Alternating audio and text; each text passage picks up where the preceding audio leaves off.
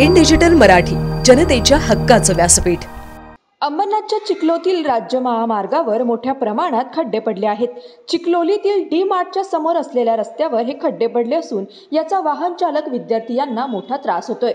भूसंपादनातील अडथळ्यांमुळे या राज्य महामार्गाचं चिखलोलीतील कॉन्क्रीटीकरण होऊ शकलं नसून त्यामुळे या ठिकाणी असलेल्या डांबरी रस्त्यावर प्रचंड मोठ्या प्रमाणात खड्डे पडले आहेत। हे खड्डे आणि मुसळधार पावसामुळे त्यात साचलेलं पाणी यातून वाट काढताना वाहन चालकांना मोठा मनस्ताप सहन करावा लागतोय। हा रस्ता MIDCच्या अखत्यारीतील असून कॉन्क्रीटीकरण होईपर्यंत किमान तात्पुरती डागडुजी तरी करण्याची मागणी वाहन चालकाकडून केली जाते।